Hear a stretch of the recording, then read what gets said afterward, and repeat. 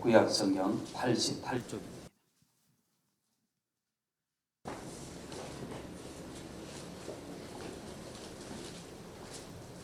출애굽기 5장 8절과 9절 말씀 우리 함께 공독합니다. 또 그들이 전에 만든 벽돌수여대로 그들에게 만들게 하고 감하지 말라. 그들이 여름으로 소리질러 이르기를 우리 가서 우리 하나님께 제사를 드리자나니 그 사람들의 노동을 무겁게 함으로 수고롭게 하여 그들로 거짓말을 듣지 않게 하라. 아멘.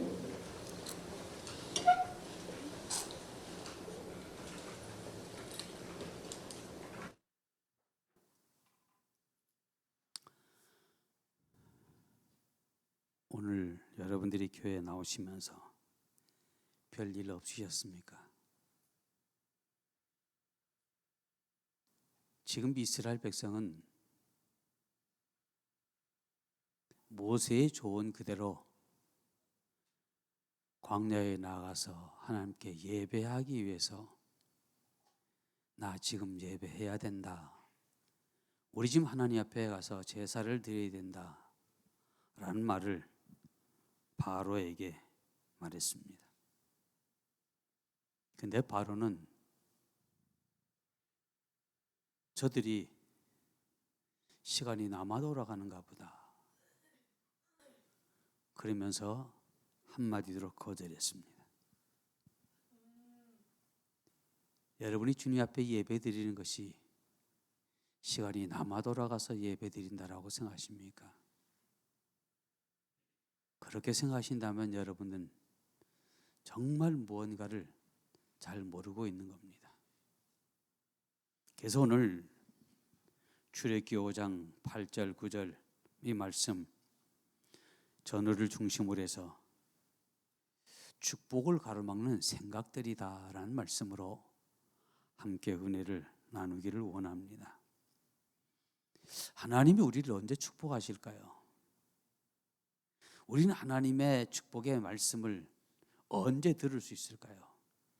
내가 축복한다. 여러분이 열심히 일할 때 하나님이 여러분의 귀에다가 내가 너를 축복한다 말하시는가요? 저는 그런 분 간증 한 번도 들어보지 못했습니다. 근데 많은 분들이 한결같이 고백한 것은 내가 주께 예배할 때, 내가 주님을 경배할 때 주께서 내 마음 가운데 나를 축복하신다라는 음성을 들었다는 말은 들어도 내가 열심히 나의 삶을 위해서 일할 때 그런 음성은 듣지 못했답니다. 근데 우리가 이처럼 하나님은 예배를 통해서 우리를 축복하시길 원하시고 또 축복하십니다. 그런데 더 놀라운 것은 우리가 예배하러 나오기 전 어느 때는 아침 일어나기 정말 너무 싫습니다. 오늘은 정말 푹 쉬고 싶습니다. 여러분 가운데 혹시 오늘 조금 더 잤으면 좋겠는데 옆에서 하도 성화해서 오신 분도 계시다면 그분은 오늘 복을 받을지 모릅니다. 왜? 원수가 복 받는 것 여러분 좋아합니까? 싫어합니까? 여러분의 원수가 복을 받는 건 여러분이 싫어할 겁니다. 그건 누구나 다 마찬가지입니다. 저도 마찬가지로 제 원수가 복 받는 것 싫어합니다. 목사이지만 싫어합니다. 그런데 하물며 우리가 하나님의 자녀여서 하나님의 복을 받으려고 할 때 우리의 원수된 마귀는 어떻게 할까요? 여러분이 복 받는 것 무척이나 싫어합니다. 그래서 어느 날 교회 나오려고 준비 다 가려고 그러면 갑자기 전화 한 통이 따르릉 옵니다. 따르릉 와서 애야 지금 뭐하니? 내가 지금 너들 집에 가려고 한다. 시부모님들의 전화 한 통화에 그만 그러세요. 그러면 제가 지금 교회 갔다가 올 테니까 오후에 오세요라고 말 한마디 하면 좋은데 그 말 한마디를 못하고 그냥 주저앉습니다. 근데 어느 날 보면 정말 지금까지 잘 전화도 한 번도 없고 찾아오는 사람도 없던 그 사람이 갑자기 찾아올 때가 있습니다. 그것도 꼭 예배드리는 그 시간에 맞춰서. 그건 뭘까요? 그것은 하나님이 지금 저와 여러분에게 무언가 하실 말씀이 있어서, 다시 이걸 더 하실 말씀이라는 말은 우리에게 복 주실 말씀입니다. 그 말씀이 있어서 나를 부르시는데 배가 아픈 그 사단이 지금 여러분을 못 가도록 막는 겁니다. 여러분, 그 속임수에 속지 않고 다행히 오셔서 여러분을 주의 이름으로 축복합니다.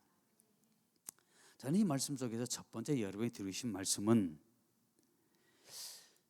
많은 이들이, 또 우리의 주변에서 많은 사람들이 이런 얘기합니다.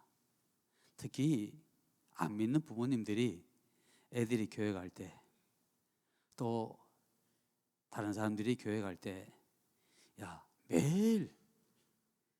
매주마다 교회 가는데 꼭 한 번 빠지면 안 됐느냐라는 얘기입니다. 근데 그 말이 맞잖아요. 일리가 있는 얘기입니다. 근데 여러분, 새까만 놈은 일리가 없는 말은 절대 하지 않습니다. 이치에 맞는 말만 합니다. 한 번 빠진다고 무슨 문제가 생기냐라고 얘기합니다. 그렇지만 여러분, 맞습니다.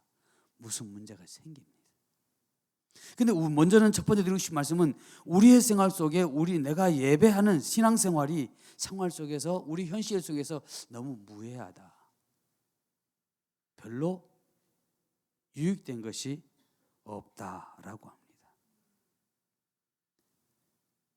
이스라엘 백성들이 하나님 앞에 희생 제물을 드리고자 우리가 광야에 가야 되겠다라고 얘기했습니다. 이스라엘 백성들은 지금 모세의 그 소리, 지금 우리가 이 애굽에 살면서 우리가 정말 하나님을 하나님답게, 예배를 예배답게 드리지 못했던 이 예배를 이제는 좀 청산하고, 이번엔 정말 우리끼리 저 광야에 나가서 예배 한번 드려보자는 얘기입니다. 그때 이스라엘 백성들이 가슴에 부풀러 오셨습니다. 그래, 맞아. 우리는 그동안 너무 쪼들려 살았어. 애굽에 너무 시달리고 살았어. 이제 우리는 그것이 필요해 라고 모든 이스라엘 백성들은 그것을 긍정적으로 생각하고 모세에게 좋다라고 지금 사인을 내렸습니다. 모세가 바로에게 와서 말합니다. 자, 우리 이스라엘 백성들이 광야에서 가서 하나님께 제사 드리고 오겠다, 예배하고 오겠다라고 했습니다. 분명히 그 말을 전달했습니다.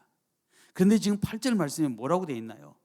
또 그들이 전에 만든 벽돌을 수요대로 그들에게 만들게 하고 감하지 마라. 야, 쟤들이 조금 좀 일하는 것 같아서, 잘하는 것 같아서 이제 좀 감해 주었더니 쟤들이 이제 시간이 남는다는 얘기입니다. 시간이 남으니까 깽뚱한 생각을 가지고 저 광야에 가서 제사 지낸다고 하니까 오히려 원위치 시키는 겁니다. 그러면서 또 뭐라고 얘기하냐면, 그들이 게으름으로 소리질러 이르기를 우리가 우리 하나님께 희생을 드리고자 하고 한다, 그렇게 요구한다라고 누가, 바로 왕이 말합니다. 이스라엘 백성이 게을러서 아닙니다. 근데 그 당시에 제가 여러 가지 책을 보다 보니까 게으르다는 말은 아무것도 아니한다, 무익하다는 얘기입니다. 그 당시에 애굽에 있는 사람들의 그 말에 대해서 사람들을 판단할 때 4가지로 판단합니다. 첫 번째는 지혜로운 사람, 가장 존경하는 사람을 지혜로운 사람입니다. 두 번째는 명철한 사람, 저 사람 명철 있어요라고 하면 그나마 그 사람에 대해서는 좀 잘 많은 사람들이 존경하는 사람입니다. 그다음 세 번째는 교만한 사람이 있습니다.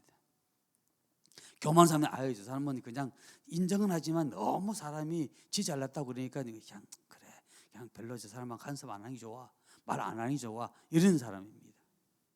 네 번째 이 사람은 게으른 사람. 이 게으르다는, 그 당시에 게으르다는 그 말은 아주 가장 천하고 가장 보잘것없고 가장 그냥 마음대로 부를 수 있다, 마음대로 해도 괜찮다라고 하는 그런 의미의 말입니다. 그래서 애굽 사람들은 가장 좋아하는 말, 다시 말씀드리면 지혜로운 사람이란 말을 가장 듣기 좋아합니다. 근데 가장 싫어하는 말은 게으르다란 말을 듣는 그 순간 저주스럽다고 생각합니다. 근데 지금 바로 왕이 이스라엘 백성들에게 가장 저주스러운 말로 저들이 게으르다라고 얘기했습니다. 이스라엘 백성은 하나님께 예배하는 것이 가장 그들에게서는 가장 성스러운 일입니다. 이스라엘 백성들이 예배하는 그 일이 그들의 삶 가운데는 가장 정말 멋있는 일입니다. 그런데 그 가장 멋있고 가장 성스러운 그 말을 바로 왕은 게으르다라고 표현했습니다. 그러니까 여러분, 그 말을 들었을 때 이스라엘 백성들의 마음속에는 과연 어떠했을까요? 어떻게 우리가 하나님 앞에 예배하는 걸, 어떻게 우리가 하나님께 제사 드리는 그것을 가장 게으르고 가장 보잘것 천한 것으로 여기는가라고 생각했을 겁니다. 그러면서 바로가 얘기합니다. 차라리 너희들이 벽돌을 몇 장이라도 그 많은 그 나가서 예배하는 그 시간, 제사하는 그 시간이면 차라리 벽돌을 몇 장이라도 더 구워서 너희들의 삶에 경제적으로 좀 보탬이 되어지, 뭘 보탬이 되지 않은 그 일을 위해서 너희 저 밖에 나가서 제사를 드리냐라는 겁니다. 전 여러분에게 여쭤보고 싶습니다. 여러분이 밖에 나가서 일하는 것과 여러분이 예배하는 것, 여러분의 삶에 도움이 어느 것이 더 중요하다 생각합니까? 많은 이들은, 믿음이 없는 이들은, 아직까지 신앙에 대해서 무언가를 모르는 이들은 내가 밖에서 일하러 간다면 괜찮고 예배하러 간다면 그것이 좀 떨떠름하게 여긴다면 여러분, 우린 진정 신앙인이 아닙니다. 그러한 것을 보면서 우리의 가슴 속에 무언가 끓어오르는 그런 마음, 주께서 주시는 그 마음, 그 믿음의 말이 없다면, 우리가 그 말을 하지 못한다면 나는 과연 믿음의 사람일까? 라는 생각을 해봐야 됩니다. 시편 29편에 나타나는 말씀을 보면 권능 있는 자들아 영광과 능력을 여호와께 돌릴지어다. 여호와의 이름에 합당한 영광을 돌리며 거룩하신 옷을 입고 여호와께 경배할지어다라고 기록되어 있습니다. 다윗의 고백입니다. 그런데 요한복음 4장 23절 말씀을 보면은 하나님께 이제 아버지께 예배하는 자는 이라는 말씀이 있습니다. 그러면 또 무슨 말씀이 있냐면 예배하는 자는 이렇게 하라는 얘기입니다. 어떻게 해요? 거룩하신 옷을 입고, 거룩한 옷을 입으라니까 깨끗이 빤 옷을 입고 뭐 좋은 새 옷을 입고라가 아니라 마음을 새롭게 한 거룩한 옷을 입고 여호와께 예배하라는 얘기입니다. 그럴 때 주님께서는 우리에게 주는 메시지, 다시 우리에게 주신 그 말씀이 우리에게 복이 되어진다는 겁니다. 그냥 시간에 떠들려서 내가 억지로 와서 주의 앞에 예배하니까 그 찬양하는 것도 내 마음에 오지 않고, 그냥 목사가 설교하는 것도 여러분 마음에 오지 않고, 그러니 빨리 끝나기를 기다리는 여러분의 마음 제가 충분히 이해합니다. 그렇게 속 끓이지 마시고 차라리 그냥 옆에 누워 주무십시오. 그냥 오셨으니까 집에 돌아갈 수는 없으니까. 그게 여러분에게 더 육체적으로 더 나을지도 모릅니다. 예배란 우리 인간이 하나님께 사랑과 존경과 경외와 순종과 복종을 드린 최고의 가치가 바로 예배입니다. 근데 그 예배를 드릴 때 바로 하나님이 원하시는 그 예배는 뭐라고 그랬죠? 사랑과 존경과 경의와 순종과 복종을 드리는 것이 최고 예배의 행위입니다. 근데 그 예배를 드릴 때 하나님께서는 그 예배 속에서 나를 살립니다. 바로 여러분 자신을 살립니다. 또 더 나아가서는 여러분 자신을 살릴 뿐 아니라 여러분 살리신 그 하나님의 기운이 여러분의 가정을 살리고, 더 나아가서는 교회를 살리고, 더 나아가서는 여러분이 있는 그곳을 살리는 것이 바로 예배입니다. 살리는 것이 예배입니다. 그러기에 우리는 그 예배는 그냥 시간이 남아도서 오는 것이, 저 앞에 드려지는 것이 예배가 아니라 내 생명이 사는 것이 예배고 내 가정이 사는 것이 바로 예배다라는 말씀입니다. 이렇게 소중한 예배를 바로는 무익하다라고 표현했습니다. 사단은 우리의 삶 가운데서 서론에 잠깐 말씀드렸죠. 여러분이 하나님의 어떤 음성을 듣고 여러분이 하나님께 여러분에게 주시고자 하는 그 복을 그들은 사단은 영체이기 때문에 이미 알고 있습니다. 알고 있기 때문에 우리의 마음속에 예배하러 가려고 그러면 두려운 마음을 주기도 합니다. 때로는 손님이 찾아오기도 합니다.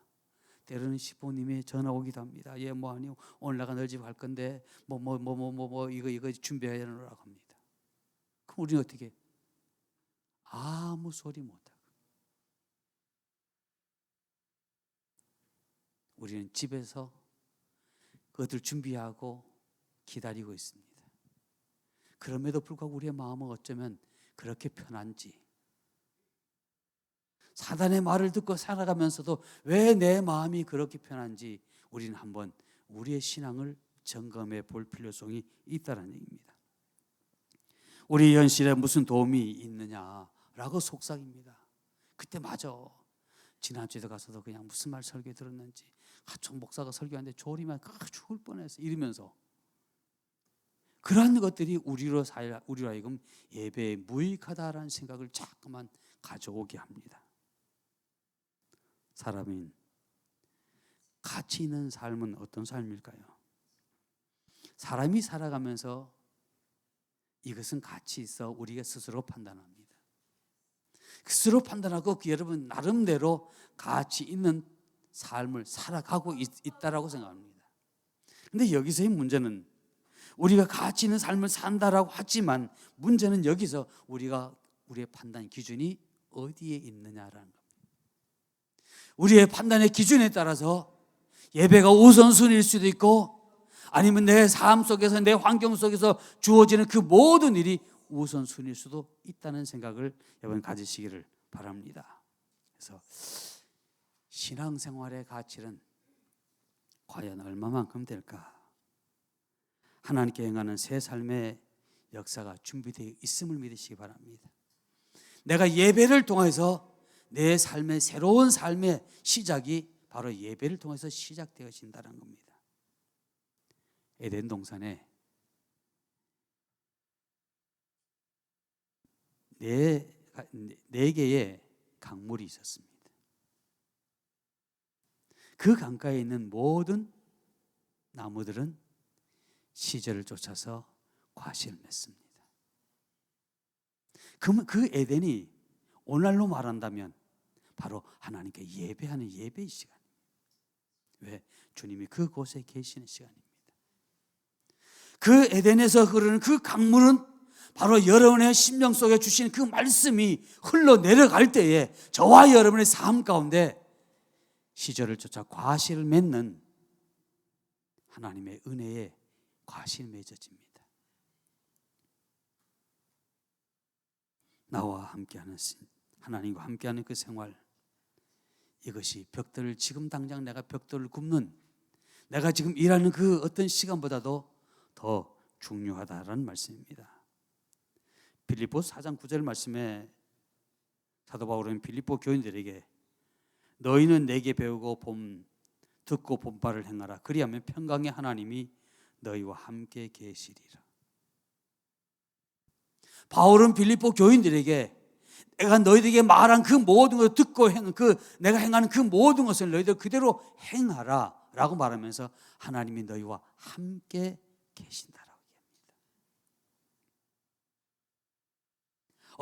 얘기합니다. 어쩌면 많은 이런 얘기가 하나님 함께 있으면 뭐 어떻는데 어떻게 변하는데, 예, 놀랍게 변합니다.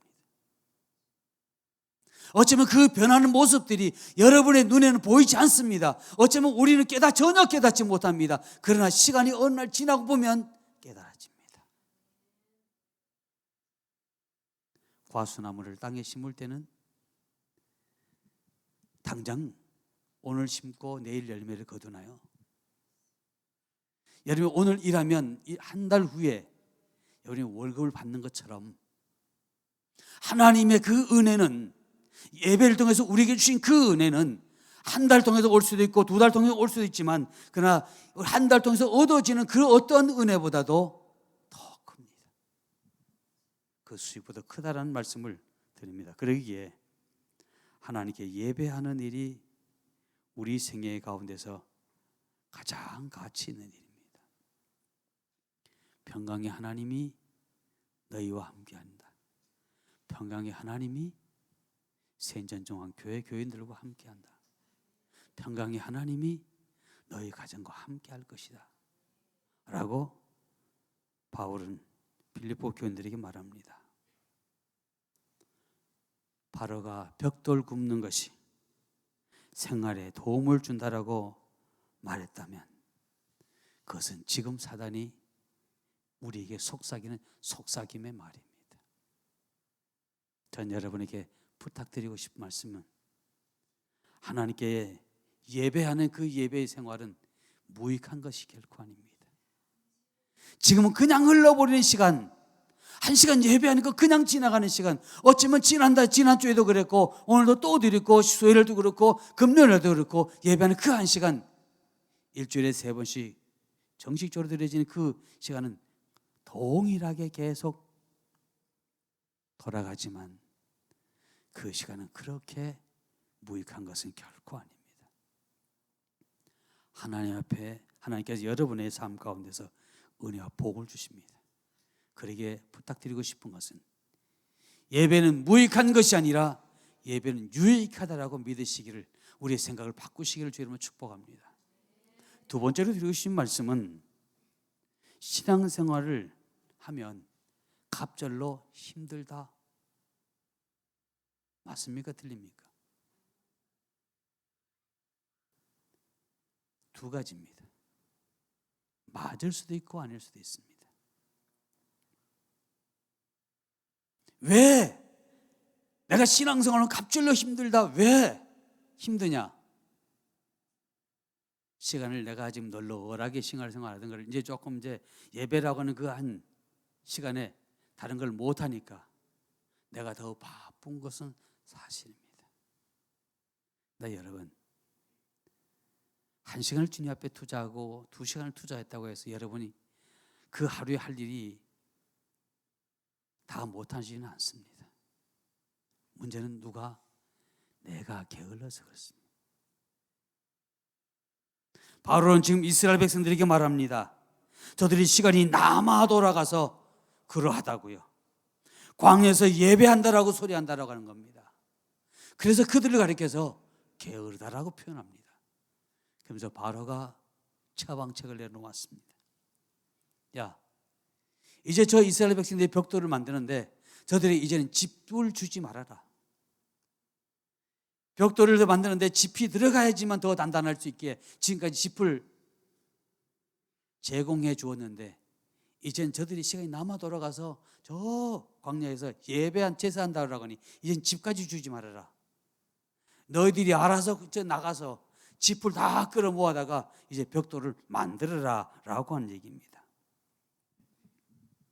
이처럼 하기는 우리가 새로운 마음으로 이제 신앙생활 해야지 라고 하면 우리 신앙생활 더 힘들게 합니다. 더 바쁘게 합니다. 이제는 좀 이제 작가니까 이제 신앙생활 열심히 해야지, 은혜 받았고 이랬으니까 라고 하면 일이 더 잘 됩니다. 근데 이게 하나님의 축복이 아닙니다. 이게 어쩌면 하나님의 축복이 아닐 수 있습니다. 왜냐하면 그 예배에 참석해야 할 그 시간 내가 일을 해야 하니까 하나님 마귀는 그렇게 우리로 하여금 예배를 하지 못하도록 방해하고 있다는 겁니다. 그러니까 더 바쁜 겁니다. 근데 바쁘니 거기 바쁜 걸 쫓아다니다 보니까, 그걸 다 하다 보니까 언제, 그래서 우리는 뭐라고 합니까? 이 일만 마치고 예배해야지. 이 일 해놓고 내가 뭐 기도하면 되지 뭐. 그러면서 미룹니다. 근데 그 미룬 것을 통해서 우리에게 어떤 일이 일어나는지 아십니까? 우리의 뜨거웠던 마음이 식어집니다. 우리의 기도하고 싶었던 마음, 주 앞에 예배하고 싶었던 그 마음이 식어진다는 겁니다. 그 마음이 식어진다는 말은 이제 하나님께서 내게 어떤 주실 그 복에 대해서 나는 거리가 점점 멀어진다는 겁니다.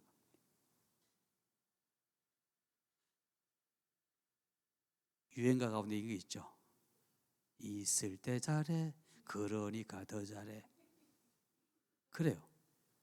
하나님이 우리의 삶 중에 뭔가 하실 때 더 잘해야 돼. 그런데 우리는 그게 아닙니다. 이거 해놓고 예배하지 뭐, 이거 해놓고 기도하지 뭐, 이거 해놓고 뭘 하지 뭐. 그래서 사단은 성도들을 바쁘게 그냥 막 돌려서 예배를 게을리하게 한답니다. 저 어느 책에 보니까 덴마크의 철학자 킬게골이 이런 얘기를 했습니다. 나무로 가는 철새 이야기를 책에 보니까 있었는데, 이 철새는 추위를 피해서 이제 남쪽으로 내려가죠. 추위를 피해서 남쪽으로 탁 날아가다가 계속 며칠을 계속 날아갈 수는 없잖아요. 날아가다가 어느 한 지역에 갔는데 바로 거기는 들판이고 방앗간도 있고 거기는 있습니다. 그래서 이 철새들이 그곳에 딱 내려서 야, 우리가 여기서 이제 좀 먹고 가자. 영양을 보충해서 그 힘으로 또 이제 내려가야 된다라고 합니다. 그래서 거기서 콩밭에서 콩을 열심히 좀 먹습니다. 다음 날 철새들이 이제 날아오릅니다. 그런데 그 가운데 한 철새가 아유 바보들, 이 먹고 이제 조금 더 먹고 좀 힘 더 내서 가면 더 좋을 텐데 앞으로 갈 일이 많은데 뭘 그렇게 빨리 서둘러. 그리고 다른 철새를 따라 안 가고 거기에 또 먹습니다. 그리 배불리 먹었습니다. 그리고 이제 또 하룻밤 잤습니다. 그러면서 그랬더니 아침에 일어났는데 배가 좀 꺼졌잖아요. 그러니까 아이고 오늘 더 먹고 가야지. 또 먹습니다. 그리고 내일 날아가지 뭐. 그러면서 하루 이틀 한 일주일 지나가고 나니까 아 이제 정말 안 되겠다. 추워서 날아가야지. 날라고 지금 날개짓을 합니다. 근데 그 철새는 남쪽으로 못 날아갔습니다. 못 날아간 이유를 아십니까? 예, 살쪄서요. 영양을 너무 많이 보충해서 살이 쪄서 못 날아가는 거예요. 그래서 그 철새는 얼어서 죽었답니다. 어쩌면 우리의 삶이 그렇게 살아갑니다. 이거 대놓고 저거 대놓고 요만치만 벌면 요만치만 하면 내가 열심히 더 신앙생활 하지만 천만의 말씀. 지금 못하면 그때도 못해. 왜? 살이 쪄서. 에베소 5장 15절 이하에 나타난 말씀 보면 그런즉 너희가 어떻게 행할 것을 자세히 주의하여 지혜 없는 자같이 말고 오직 지혜 있는 자같이 하여 세월을 아끼라. 때가 악하니라. 오늘은 12월 첫째 주입니다. 2015년도를 시작한 지 벌써 11개월이 훌떡 다 지나가고 한 달밖에 나지 않았습니다. 이제 12월 달은 많은 이들의 마음속에 뭐가 있어요? 어이구 이제는 막년에 어떻게 하지? 올해 한 해를 어떻게 마무리 지을 거냐? 뭐 그러면서 막년에 뭐 그런데 이제 모든 신경이 다 빼앗깁니다. 그리고 내년에는 어떻게 하지? 거기에 또 이제 다 내년 계획을 벌써 세우느라고 다 합니다. 그러다 보면 그런 곳에 내 마음을 빼앗기다 보면 2015년 출발하면서 마음 먹었던 것 하나도 이루지 못하고 그냥 훌떡 지나갑니다.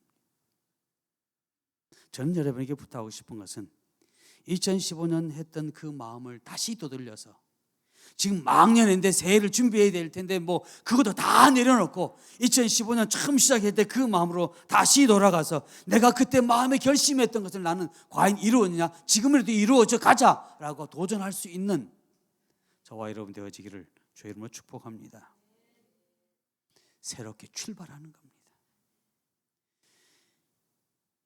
매 연초마다 새롭게 출발한다라고 다짐을 한 것이 아니라 이제는 어쩌면 마지막 한 해의 마지막 그런 순간에 이제 우리는 다시 한번 우리를 보면서 출발하는 겁니다.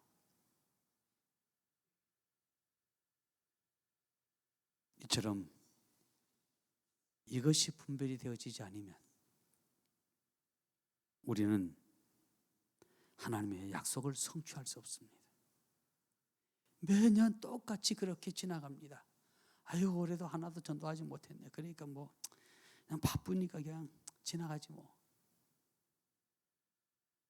벌써 여러분이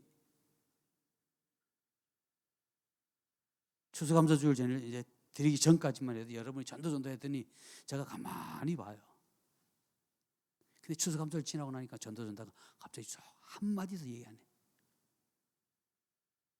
쑥 들어갔어요. 나의 축복을 가로막는 것은 나의 생각입니다. 아이고, 한 해 다 지나갔는데 뭐 이제 와서 이 추운데 무슨 전도냐. 이제 하늘이 마무리하기도 바쁜데 뭐 이제 와서 출발이냐 뭐. 아이고, 올해 못해 내년에 다시 시작하지 뭐. 우리의 생각들, 지치 않은 우리의 생활들입니다. 이러한 것들이 하나님의 축복을 가로막습니다. 잠언서 기자는 말하기를 무릇 지킬 만한 것보다 내 마음을 지켜라. 내 마음이 날짜에 상관없이 계절에 상관없이 내 마음이 처음 가졌던 그 마음을 그대로 지키고 행해 나아가면 된다는 얘기입니다. 근데 우리는 이걸 못 지킵니다. 귀가 얇아서, 우리의 눈이 너무 발달되어 있어서 그거 보면 거기에 혹해서 우리는 우리의 마음을 지키지 못하고 있습니다. 복음서에 보면 달란트의 비유가 있습니다. 2달란트 받은 자와 5달란트 받은 자는 주인이 그 달란트를 주자마자 쫙 쫓아나갔습니다. 뭔가를 하기 위해서 행동으로 옮겼습니다. 그런데 1달란트 받은 자는 이걸 꼭 적으니 이걸 어떻게 하지? 결국은 땅 속에 묻어두었습니다. 들고 뛰었던, 무언가 투자하기 위해서 뛰어들었던 2달란트와 5달란트 받은 자는 주님으로 칭찬받았습니다. 그러나 그것을 꽉 쥐고는 어떻게 할까 고민하며 땅속에 묻어두었던 1달란트 받은 자는 결국 어두운 가운데 쫓김을 받았다라고 성경은 우리에게 말합니다. 하나님이 나와 함께 하심이 가장 복된 가치 있는 일임을 기억하시길 바랍니다. 하나님께 저와 여러분의 가슴 속에 주었던 그 모든 것, 내가 움직여지는 그 순간이 가장 복된 겁니다. 갑절로 힘든 게 아닙니다. 눈물로 씨를 뿌린 자는 어떻게 해요? 기쁨으로 거두니라.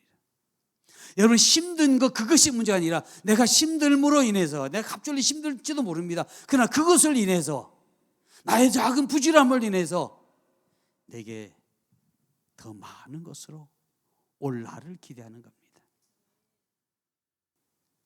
일하는 자, 붙들고 뛰는 자, 미래를 보는 자입니다.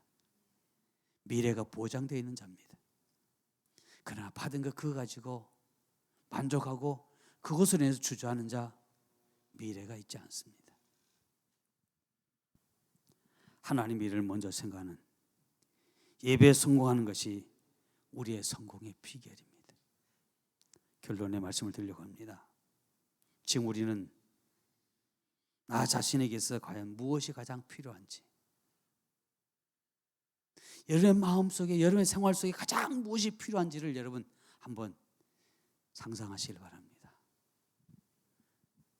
예배를 통하여서 그것을 주님께 아뢰십시오.